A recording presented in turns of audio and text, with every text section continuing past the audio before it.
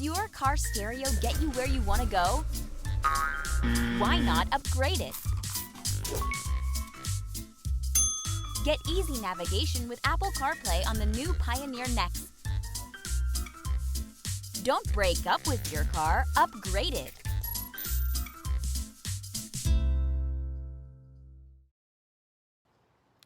Hey, it's Freiberger here from Roadkill. I am quarantining pretty hardcore. Staying in my garage, getting some stuff done. I hope you are too. And man, I hope this thing ends soon so we can get back to racing. Hey, Aftermarket Advisors, it's Catherine Reinhardt from Full Row Parts and the Sema Board of Directors asking you to stay home. We know it's car show season and race season, and we all want to get back out there, but in order for us to stay safe, we need you to stay home. Hi everyone, I'm Gabriel from Sema. I listen to the Aftermarket Insider podcast with Joe Sebergandio. Look forward to seeing you at the races, and I'll see you at the Sema show. Everybody be safe and wash your hands.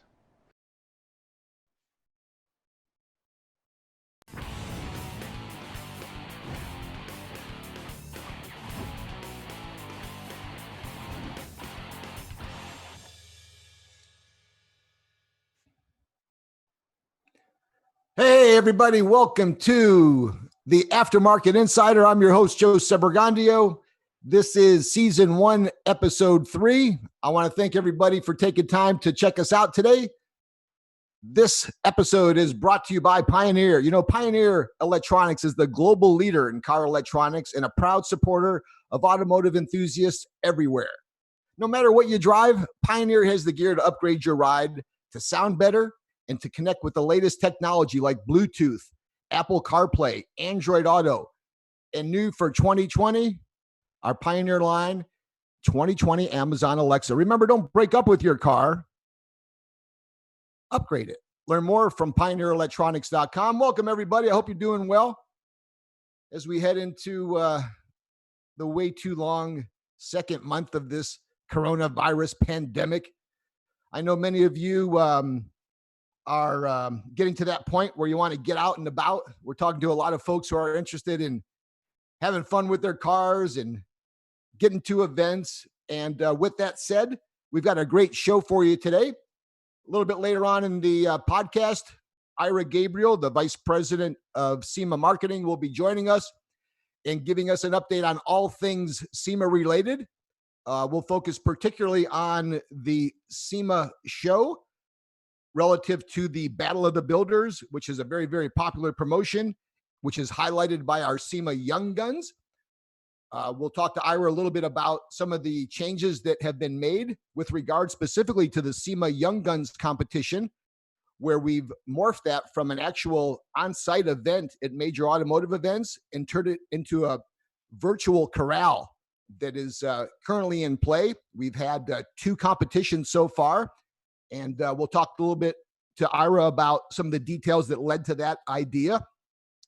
We'll also have a chance to get an update from some of the bigger event promoters in the industry. And we'll have a chance to spend some time with the secretary of the Minnesota Street Rod Association, Linda. And Linda's going to talk to us a little bit about the major announcement that affects the Back to the 50s event, which is a staple in a huge automotive gathering that takes place in St. Paul, Minnesota, annually in June. They've made some decisions about their plans for this year. We had some plans to bring on both representatives of NHRA as well as the Motor Trend Group today. And candidly, they need a little bit more time. I'm hoping to have on in our next podcast, Eric Schwab from the Motor Trend Group, as well as have an opportunity to catch back up with Brad Gerber from the NHRA. Both Eric and Brad are working feverishly to try to get control of their events. The Power Tour has been rescheduled, and we'll fill you in on all the dates and all the deadlines. We'll also have some candid insight from Clarence Barnes. Clarence Barnes will be bringing in the Barnes Report, and we'll talk a little bit about that. Many of you know Clarence is the voice of the Hot Rod Power Tour, in addition to many other events. Engine Masters is another. So Clarence will be joining us for the Barnes Report shortly. Also want to take a moment before we get into things to thank some of our new subscribers of the Aftermarket Insider. I'd like to give a shout out to Jack Day from Rocket Racing Fuels, SEMA Hall of Famer Jim Bingham, Jason Rice from the Motor Trend Group, TV host and monster truck voice Doc Riley, famed artist Ed Tilrock, Ken Holland, our good friend from Mother's Polish, and Shane Chrisman, Paul Cunliffe. Paul's a good partner of ours and works for Freeman Decorators. Freeman Decorators were the machine behind the recent NFL draft that took place in the commissioner, I think it was his basement, and they did a great job. I think it was one of the highest viewed drafts, ironically, as well. So Paul and his team, who also helped major with regard to the SEMA show. This is one of those things where I'm hopeful that we'll continue to grow, and having guys like Paul and Ken. Also want to give a shout out to Kirk Miller from AEM, Larry Conville from Skyjacker, Tim Roy, and also Kevin Ostie and Kelly, as well as Mike Resecki, Dave Tucci, and Greg Dahlia, and many others. If I missed you, I'll catch you the next time. If you could, pass on the information about the podcast. We'd like to see if we can grow this little subscriber base that we have here now. I would also like to thank Peter McGillivray. Peter was our guest on the podcast last week, and we had a chance to catch up and talk a little bit about the Saudi event that took place back in November. That was a great event. We hope you enjoyed that, and we look forward to having Peter back on with some more after-event stories about the this great epic event that took place in Riyadh. Well, here's the deal. The Hot Rod Power Tour, as you know, is one of the major events that rocks the U.S. during the summer. It's usually held in June. Now, this year, there has been a lot of concern about the status of the Power Tour. And once again, we look forward to having on representatives from the Power Tour speak directly to the status. But here's what we know. The event was rescheduled now. It's going to take place August the 23rd.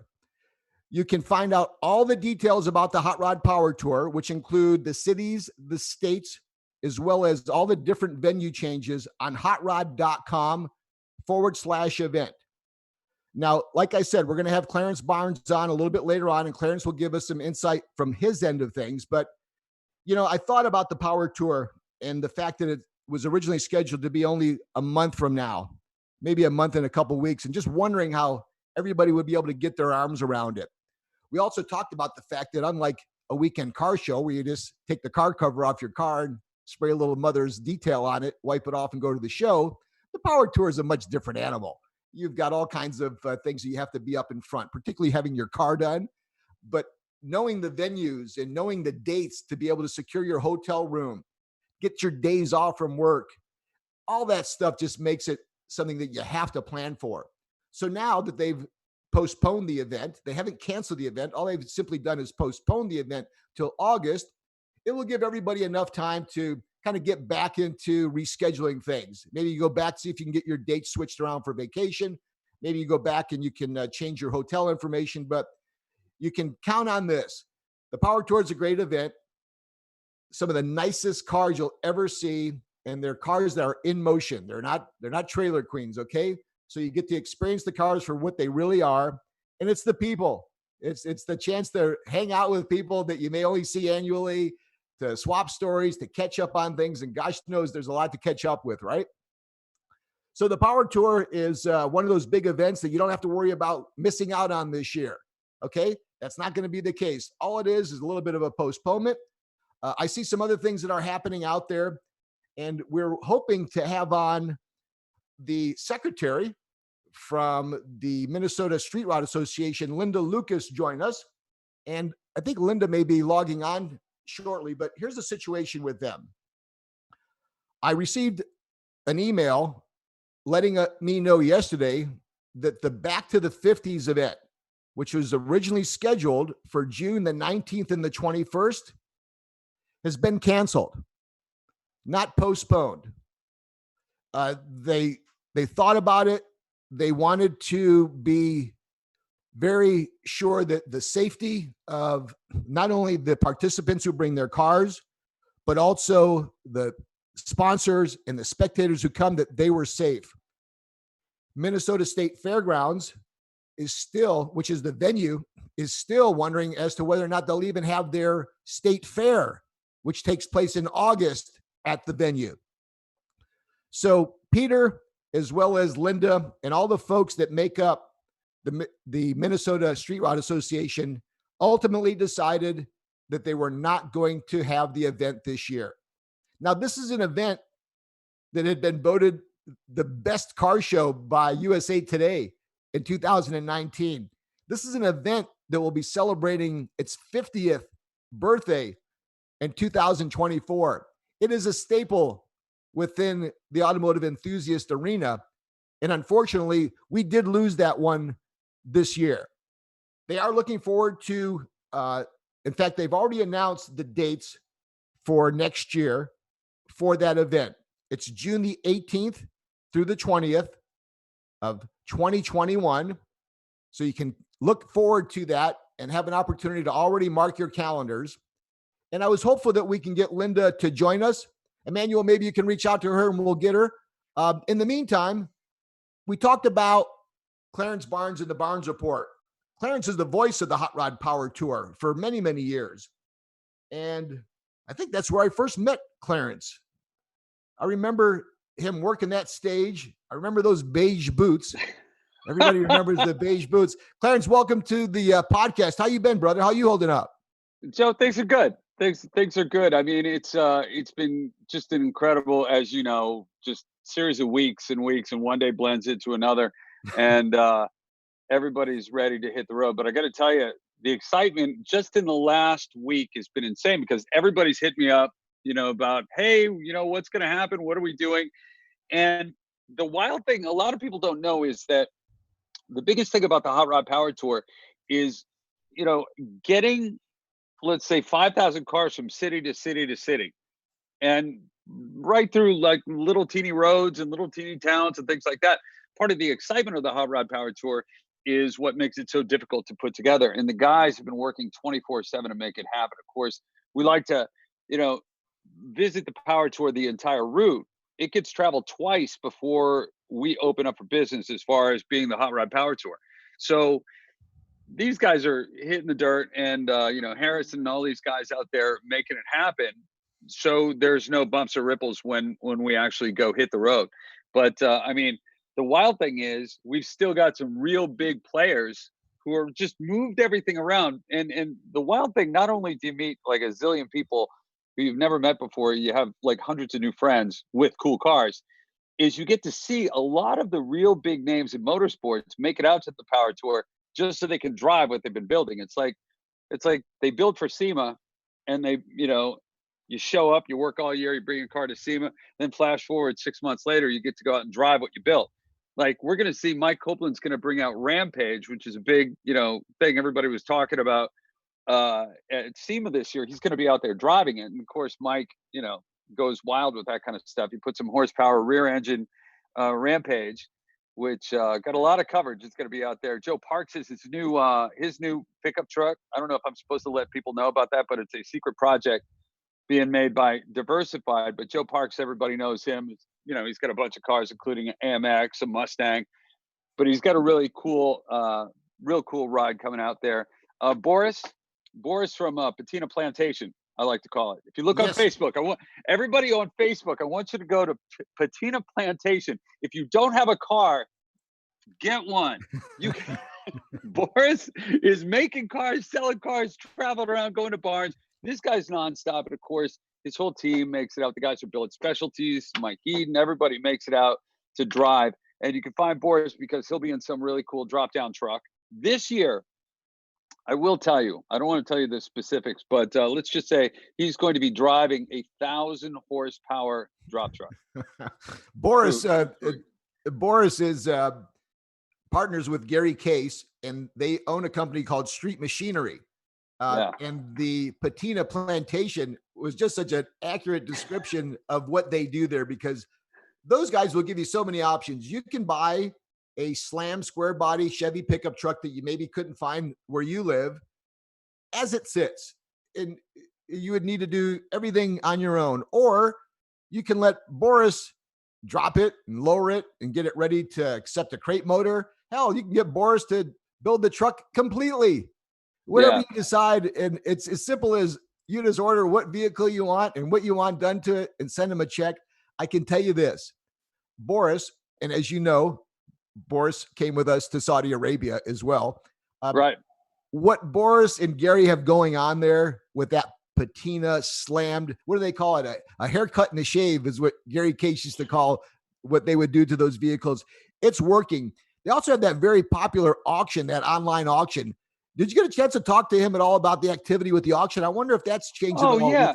He is so busy, it's crazy. Not only does the shop have a zillion cars, I mean, we talk about people sheltering in place and things like that. Well, they're sheltering in the shop, and they're nonstop because he's been traveling around finding cars. They find these cars, and if you go to the website, Patina Plantation, if you go on Facebook, just search that, you'll see it'll bring you right to his page. And a lot of these vehicles, the cool thing, the closer you look, the more things you see. Like inside, you'll see something that looks like a drop truck, but these guys have been working on these for so long, they figured out the right parts to put together. You can even buy a kit that they've assembled based on, with other parts they figured out work. Because a lot of people don't know is, the Power Tour is like 100%, well, 99.999% driven cars. People show up and they drive them the entire length. That's not 100 miles.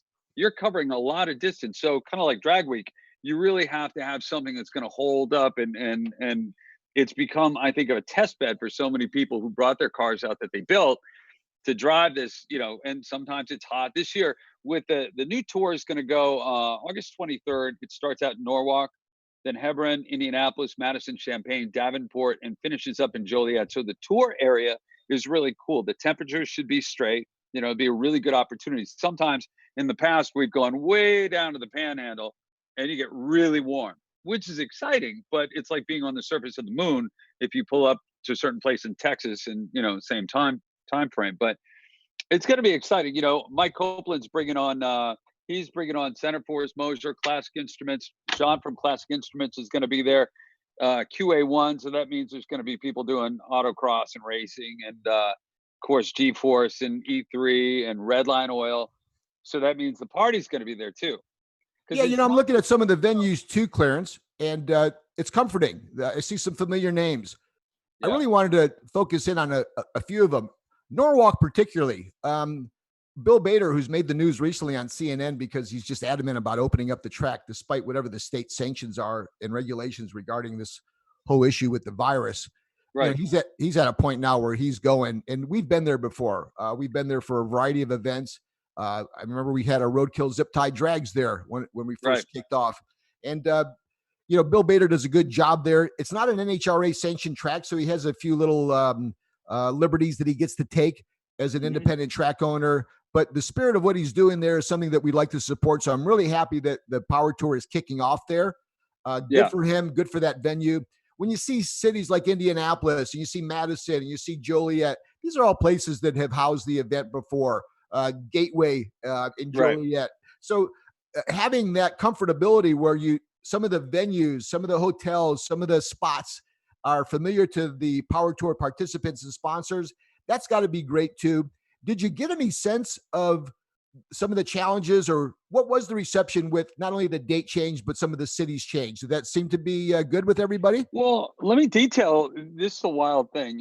People always come up and we'll be on stage talking away and having fun, telling jokes, and somebody will come up and they'll have a suggestion. And generally their suggestion is a little bit close to the bone. And I'll say, let me ask you a question. In 2020, how many people do you think work at Hot Rod? And they'll say, I don't know, about 150. I'm like, all right, take another guess. 80. Keep going. We get down to, there's a very few people at magazines in general, and the many people who work at Hot Rod also do so many other things in TV and print, and some of the other print magazines are also overseen by people at Hot Rod. So they put together a production team that runs the show. And we've got some guys out there who are nonstop. They live and breathe the Power Tour. And of course, everything was set up, and then until it wasn't. Everybody experienced that same thing. So these guys had to go back on the road. And it's not just saying, okay, we'll go here. Like we hop in our car and we just go somewhere. Well, you have to consider bringing all those cars through small roads and into small towns. You have to make sure that the place you're going to is okay with that, because you have a lot of people who, Mayor McCheese or whoever, where we're going, they have their hand out saying, "Wow, I would like a gratuity," I believe Yeah, it's called. sure.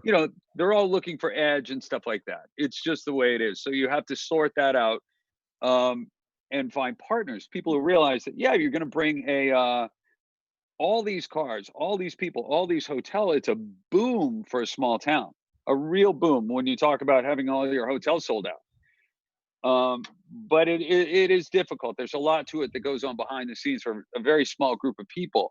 And the exciting thing was, it also costs a fortune, because you have to have this production team hit the road and go face to face with these people. You got to hop on a plane and go to Norwalk, then you got to go to Hebron, and you have to go to every single one of these things and set up the deals to, actually the permits and the insurance at all these venues too. So yeah, those are the pre-run details, and the devil is in the details, particularly when it comes to a rolling car show, which really right. what this is. And it's a rolling car show that's different every day, because the venues can change from a racetrack to a campus. There were times we would do it in a city. Imagine rolling into St. Louis at 6:00 at night with 5,000 whatever, and then trying to find appropriate parking and signage and where to turn, and things change. The parking lot that you had scheduled, all of a sudden the building next door to it fell down a day before the power tour, and that moved, and the deal. And I guess that's where you appreciate the power tour, because you have kind of an outline, but that's all it really is, because at any point there could be a detour or a hook a left or put the brakes on. And look, automotive guys are resilient. They're just happy to be out there. Clarence, look, I wanted to keep things flowing. We've got Ira Gabriel coming up. You remember Ira, obviously, when he was kind of had the control stick for the Hot Rod Power Tour. Yeah. Ira goes back a long time with us. We're going to be bringing him onto the program. What else is happening out there, Clarence? And maybe we can have you looking towards next week, the Barnes Report. I think we're going to be back on Cinco de Mayo, same time right here. Maybe you can go out there and keep turning over some stones and find out a little bit more about maybe some of the vehicles that we know are going to be coming, that if you can give us a little bit of an inside skinny. We also know that one of the bigger events that was under the Motor Trend umbrella was Drag Week, and that's still slated for the 13th, starting off in Michigan and ending back up in Michigan on the 18th. From what I understand, that event, which is a big event within the Motor Trend umbrella, that still looks like that's firm. I know gear vendors and all the guys are still planning on making that an epic event. So maybe we can stay on the Drag Week status if there's anything new on that as well. And for that matter, I'm working with Brad on HRA. I'm sure that we'll find out from many other event producers on what's happening. But considering the focus and the importance and the interest with the events, Clarence, we'll just keep you on that and see if you can update us on some of the major events. NSRA, Street Rod Nationals in Louisville, probably going to be one people are going to be talking about, right? That's such a huge event. So we'll stay on that. And hopefully you're doing well. You look like you're showing well underneath this quarantine. You still got the best hair in the industry, Clarence. Well, no, here's the deal. Let your wife cut your hair, and this is what happens. Yeah, well, look at mine. Yeah. Hey, one last tip. Aftermarket Insider tip. Ford, Chevy, Nissan, Ram, GMC, everybody is doing 0% financing. So the cool thing about the Power Tour, if you're hitting the road, you can go buy something. It doesn't have to be an old classic. It doesn't have to be old to be a hot rod. So definitely take advantage of some of these 7 years, 0% financing in so many brands too. So here's what I hear, Clarence. Already since the pandemic struck, car prices down 10%. Right. Used cars are really taking a plummet. Right. If you can wait another 30 days, you can even see some more savings from what I'm hearing. I ironically was in the used car market and was just about ready to pull the trigger on a vehicle, and I decided not to. It was like the Wednesday before that hellish Thursday where everything went sideways, and I called the guy up and it's like, brother, I'm out. Yeah. The last thing I need to do is buy an expensive sports car now that's going to sit in my garage. And I've waited, and it's been tough because we talked about the fact that everybody's online now looking at things, looking at things that they want or they dream about. And racing junk. So I've been getting the fever, still looking, but my better side tells me just to hang out a little bit longer. Not only is there uncertainty in the air, but you could probably save a little bit more money. So there's nothing wrong with that, right? Absolutely. Well, we'll keep an eye on that for you, Joe. All right, Clarence, and thanks for your great report. We'll look forward to talking to you soon. It's Clarence Barnes with the Barnes Report here on the Aftermarket Insider. Thank you, Clarence. We'll see you. All right, folks. Once again, the Power Tour is on. It's just rescheduled. The Back to the 50s event, the popular Minnesota event that takes place in St. Paul annually, unfortunately, is off for the year. My next guest is a gentleman that I met. I don't know if I'm dating myself, but I want to say, let's just say it was, I will say 1990s. I was working at Peterson Publishing Company. And at the time I was working in the APG, which was the Automotive Performance Group. We had Hot Rod, Carcraft, Circle Track, and Four Wheel and Off-Road. Mr. Peterson had ventured out and purchased the largest, oldest monthly sport publication, Sport Magazine. And that was going to be an opportunity for us to reach a whole new different male reader, and was going to be something that was going to be a great complement to our magazine portfolio. And when we purchased that magazine, one of the best things that came from that is that came with a guy by the name of Ira Gabriel. Ira Gabriel was known and titled as the picture editor of Sport Magazine. Picture, not even a word that we use nowadays, right? Ira was a great person to meet. East Coast, loved sports, had a dream job. I was in the car world, and to most people, they thought that was a dream job. Candidly, I've always been more of a ball and stick guy. Although I've changed a little bit, I love baseball. I love football, basketball. I love boxing more than anything. And that was what Ira was doing. Ira was on the sidelines for the Rams. He was at Hagler and Hearns. He was going to the Super Bowl. He was sitting down with Will Clark. He was sitting down with Jack Clark, every Clark, intimately talking to guys, Danny Tartable, Peyton Manning, you name it, Ira was there. Well, you can imagine locking in with a guy like Ira. We hit it off. Ira maintained his role at Sport. Ultimately, there were some changes with Sport. Ira joined us, and I believe Ira joined us in one of our Sport Compact titles. He came on. His skyrocketed career had stops with Motor Trend. He was a publisher of Hot Rod Magazine. He ran the Motor Trend car show. He's a great guy. He stepped out of the industry for a little while. He came back in and landed, fortunately for all of us, as the vice president of marketing at Sema. And he joins us on the podcast now. Welcome, Ira. How are you doing, brother? Hey, Joe. Great to see you. Thanks for having me. Ira, say it. Pasari. Pasari swimwear. Hey, I would be remiss to not thank your father for having you. So a shout out to Joe Gabriel. Hopefully Joe's watching. How's the old man, He's doing great. And again, he really appreciates all the help that you provided him early on at the Pontiac Silverdome when we did one of the power tours, and you had graciously offered him a couple of hats. And I think he walked by you with an empty box on his shoulder, pretending it was filled with 150 hats. And thanks for doing. Loved him ever since, right after I got over that ulcer.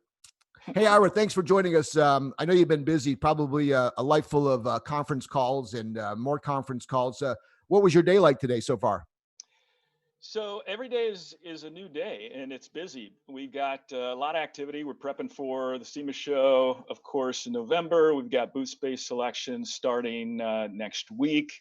And, really work remotely right now. Everybody is on a lot of Skype calls. A lot of emails back and forth. And I'm finding that I'm more productive right now because, you start your day early in the morning, you kind of get a bunch of things done, take a quick sandwich break, and then get right back at it. So we've been at this now for 5 weeks, maybe going on 6 weeks, and all systems go pointing towards November. Ira, I've always felt like when I show up at SEMA, it's like you're showing back up at like grandma's house. There's everybody, a lot of friendly faces, a lot of familiar faces, a lot of folks all working towards the same goal. Do you miss the time in the office with Spags and Carr and some of the guys during this pandemic? Yeah, I do. We try to communicate obviously through the video conferencing tools. It's good. It's close. You get that nuance. You can connect quite a bit and share some stories. Um, but we're social creatures, right? So we like being in an environment where we can exchange ideas. And as you're walking to the lunchroom, you get an idea, you pop in, you share a couple stories, and we'll be back to that very soon. Speaking of being back to things, the SEMA Battle of the Builders has always been a big post SEMA show television feature that everybody looked forward to. You had a switch in network partners with regard to the Battle of the Builders. I thought, can you give folks a little bit of an update on that, Ira, and where they can still watch the Battle of the Builders that took place last year? So last year we filmed the Battle of the Builders for History Channel, and it was our first year with the History Channel. Very, very excited with them. And we're continuing to look at this year's show and what we're going to be doing. And it was a great experience. And through Bud Bretzman, who is with BCI, we've been able to continue a great trajectory of getting out and really capturing the stories of the builders out there as they build for display at the SEMA show. The Battle of the Builders really represents the best of the best, and it is a competition that judges the best vehicles that are on display at the SEMA show, highlighting exhibitor product, highlighting innovation and ideas. So we've taken the Battle of the Builders through the years to really go and document and capture what work these builders are doing and the new products they have and the exhibiting products and what we've got at the show, to then carry on that narrative throughout the year. So I'm really excited about where we've gone with the Battle of the Builders, and Young Guns is a great example of where we've taken the Battle of the Builders program and really carved out an area so we can amplify younger builders in the marketplace who are doing a lot of great work but may not have that opportunity to display at the big stage of the SEMA show, and the Young Guns creates that opportunity for them. The Young Guns, Ira, was a element that was added to the Battle of the Builders, like 4 years ago, I believe? Mm-hmm. Mm-hmm. And the focus on not only the importance of the SEMA show, but more pointedly, the SEMA objective of focus in on young folks continuing to be a part of our industry. Talk a little bit about the importance, and then we'll shift into what's currently happening with the SEMA Young Gun Battle of the Builders competitions. So Young Guns is really born out of the idea. It's a board directive, and as a trade association, our passion is to serve our members and to help them succeed. And we hear all the time that we want to get more younger people involved in the industry and the hobby and the profession. So the Young Guns takes that builder experience and the chance to be at the SEMA show, and it takes it out to the country and finds young builders, 27 or younger, who are working on their vehicles, who are doing some great work, but may not have those connections built yet and may not be able to get their vehicle on display. Now, only a certain number of vehicles can be on display at the SEMA show. You've got to be with an exhibiting company, either as a booth vehicle or a feature vehicle. But what we've done is we've gone out to the country and we've partnered with events out there to host the Young Guns. And we judge the vehicles that are there. We bring in former Battle of the Builder competitors who interview the young builder, who walk around the vehicle, who inspect the vehicle. And then at the end of the day, we award a trip, all expense paid trip, for the young builder to display their vehicle as a feature vehicle at the SEMA show, and really have that opportunity to get in the kind of the center of where everything is happening and see the new products and see the innovation and rub shoulders with some of the great builders that are out there and give them that opportunity that really can help them launch their career. For those of you who are listening in, we're talking to Ira Gabriel, the Vice President of Marketing at SEMA. We're talking about the SEMA Young Guns. For more information, you can check out SEMAYoungGuns.com. Ira, I know that, I know from experience from having the privilege, and I appreciate it, and I mean that, to work with you and Mike Robledo. Mike is spearheading a lot of the efforts with the Sema Young Guns. He's a face and a name that many of you, I'm sure, are familiar with. Ira, let's talk a little bit about the recent adjustment that we've made from the inability to travel to major car shows to promote the Sema Young Guns. We've recently created a virtual corral. We finished our second one last Sunday, and we have our third one coming up this Sunday. Talk to the folks a little bit about the adjustment, why it was made, and what the results have been so far with changing from on-site to the virtual corral for the Young Guns, would you? We started out this year with the goal and intention to send 14 young builders to the Sema show. So our first venue was in Texas, and that was a physical venue where we were on site, and we hosted a competition, had great success there. And that was March, right? So then early March. So then everything following that began to happen. And we had a number of different events that were lined up. So working with Mike, we quickly readjusted. Working with you, we identified a couple of opportunities, and we converted to a virtual experience. So now what we have is we've identified the same areas and many of the same partners that we were with initially that's on our website. We've just expanded to the region. So instead of upstate New York, we're going to be the New York region. So really any young builder, 27 or younger, who lives within that region can apply to be part of the virtual experience. And I'll tell you, the first one we had, which was Southern California, Southwest region, was really interesting. It was great to see it all come together. You know, we put everybody on video conference. We have our builders, the young builders that are queued up, almost like a radio station where they're in the waiting room, the green room, I guess, and then they roll in. But we have our former competitors who are the judges that are on screen with Mike. And we go through a process. It's a minute interview with the builder to understand a little bit about who they are, just name and where they're from. And then we spend about 9 minutes talking about the vehicle. And the young builder has the cell phone. They walk around, they show us things inside, outside, and then we spend some time on questions. And it really gives us an opportunity to talk to the young builder, because one of the things we really want to try to do is determine if the builder had any work to do on the vehicle, or if they just went out and they bought it. Now, both scenarios are good scenarios because we really want to encourage people to get involved in the industry and to get involved with automotive aftermarket. But we're really looking for the young builder that has done the work, that has gone under the hood, that has spent the time to think about things. So I've been very pleased. Last week we were in the Georgia area, kind of the southeast region. Great turnout, really excited about that, and very pleased with the outcome. Yeah, being a participant in this virtual corral, part of the magic that I see that takes place is when the young participant has a chance to have a little bit of a dialogue with the builders. And I watch their awkwardness and their uncertainty when we first reach out to them.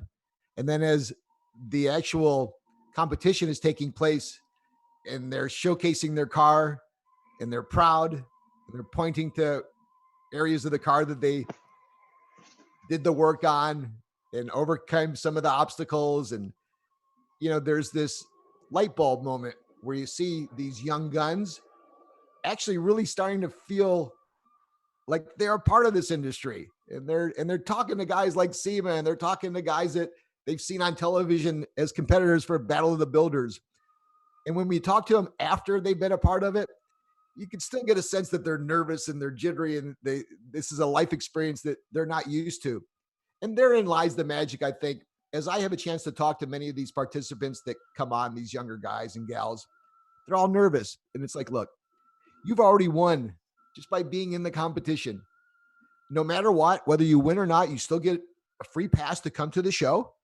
And that is the beauty. It's not whether or not you won the Young Gun competition, but the fact that you entered, and now you have a chance to not only meet, but maintain a rapport with many of these other folks who have already taken that path maybe that this competitor would like to be on, but maybe more pointedly, give you a path where you can get involved and become a member of this industry. And it's almost too good to be true for some of these guys, because everything is really based on whether or not they win or lose, they think. So echoing the fact that, hey, you're automatically a winner just by entering the SEMA Young Guns. Is it just me, or are you feeling the same way? No, I feel the same way. And last year we awarded 10 golden tickets, as we call them, to the SEMA show. And we invite the winner, we set them up so that the winner of each venue gets there. So we had 10 winners that represented different regions of the country. But we also invited those that were the runner-ups and those that participated an opportunity to be our guest at the SEMA show. And about 20, a little more than 20 took us up on it and paid their own way to get out there. But what we did was it was really important. We took the time to walk them around in a group, to introduce them to companies. We had called in advance, and the companies were very gracious to spend 15 minutes to talk to them, encourage them, and give them an opportunity to see just really how fantastic this industry really is.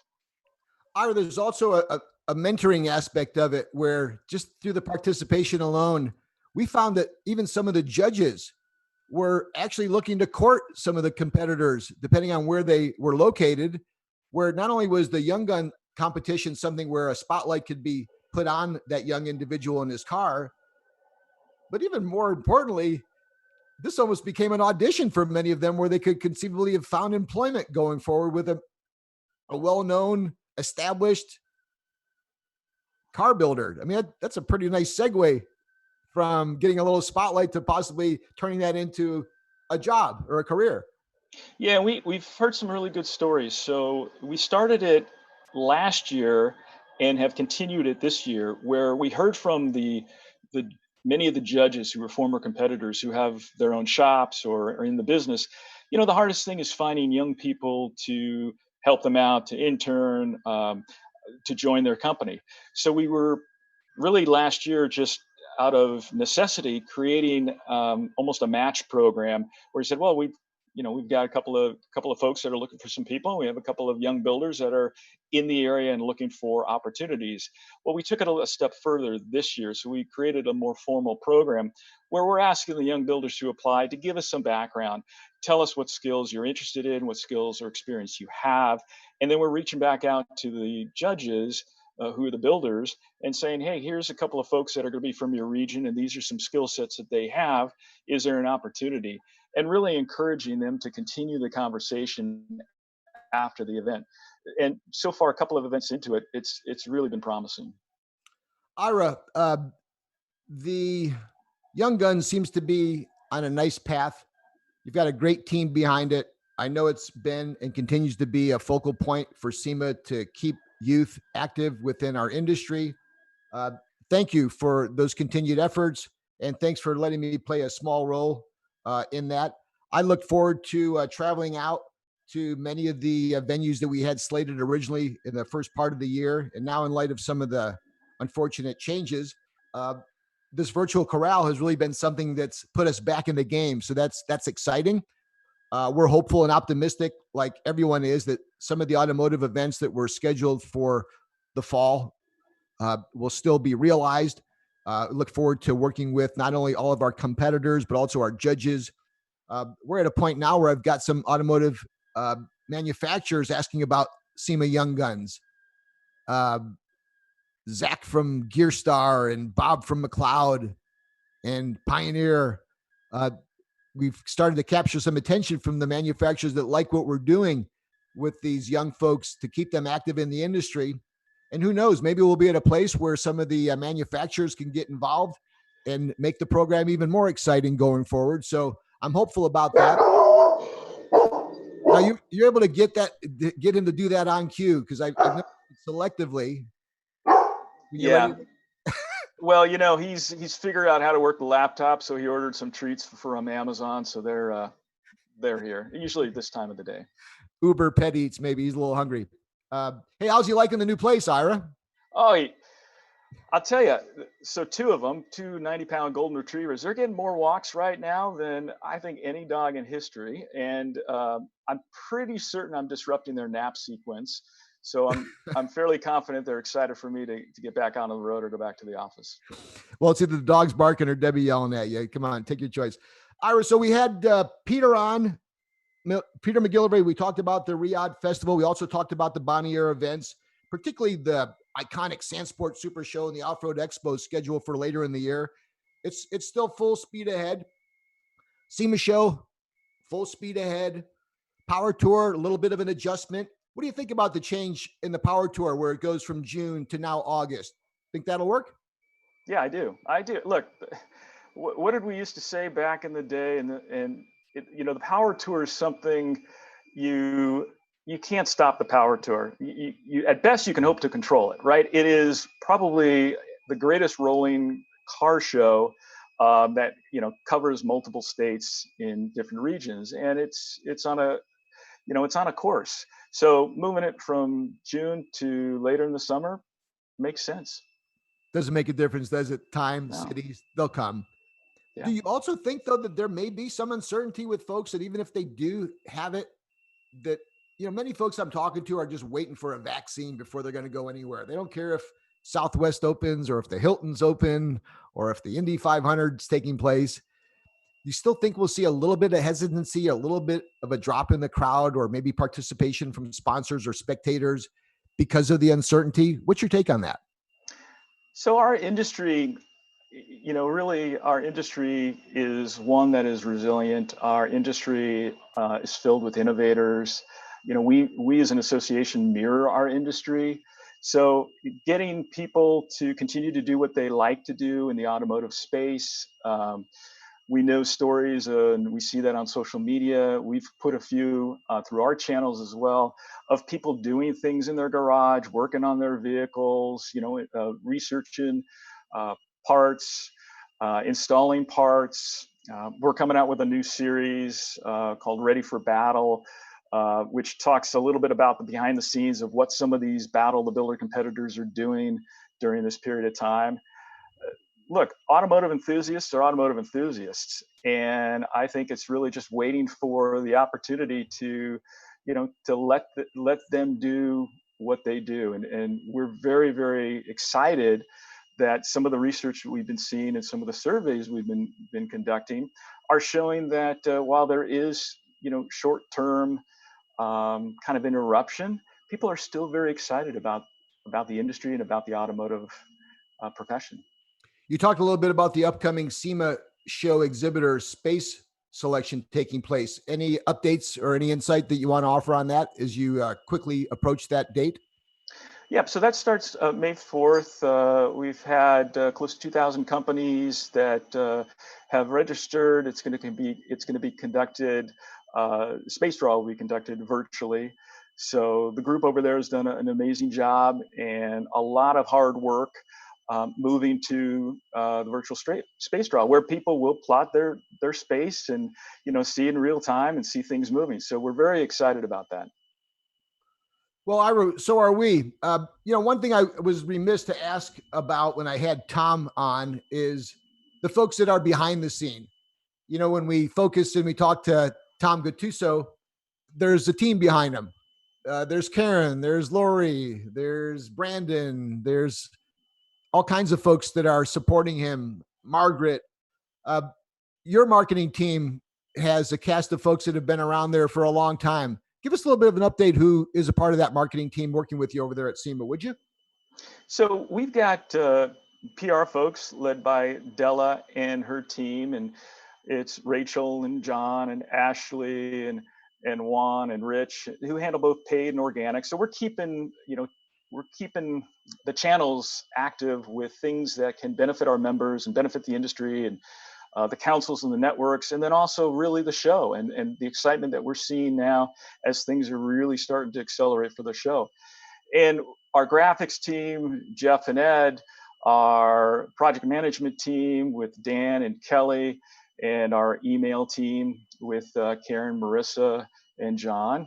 And then I'd be remiss if I didn't, talk about our web development team with Chris Nigordo and Sunny, who are keeping all of our sites fresh and active, and our Young Guns sites populated. And it's great because I think being remote now, you get a little bit of a peek. And I think one of your guests on a previous episode had said that you get a little peek into kind of what their workspace looks like outside of the office. So, I see your background, I see Manuel's background.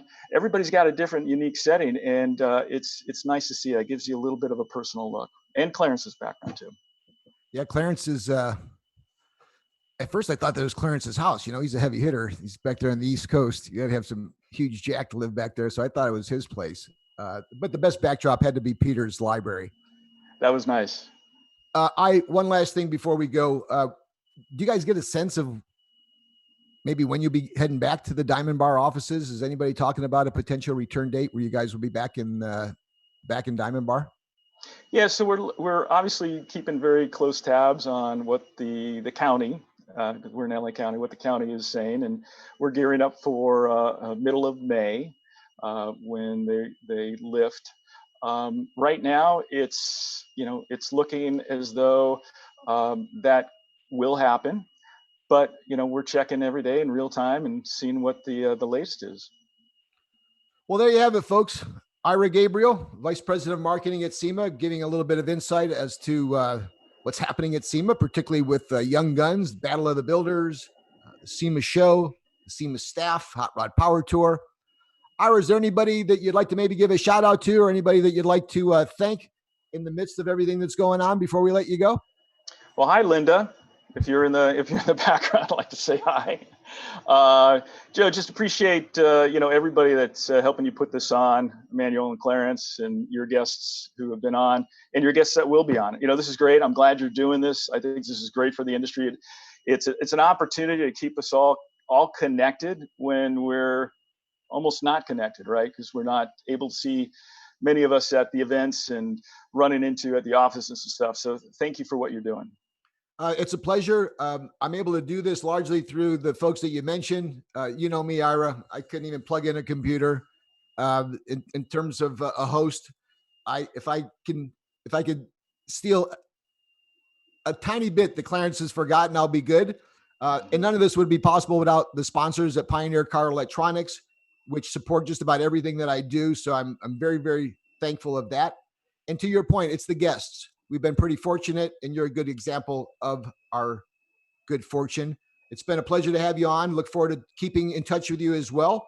I'll see you on Sunday when we have our next virtual corral for the Sema Young Guns. SemaYoungGuns.com for more information. If you have any specific things that you'd like to talk about, check out Mike Robledo. Mike is available online as well. Mike, thank you for all you're doing. I want to thank everybody who took some time to listen in to the podcast today. Kevin Ostie, Gail Kalia, Mike Rasecki, and many others. Our next Aftermarket Insider podcast will be Cinco de Mayo, 11 a.m. right here on Facebook Live.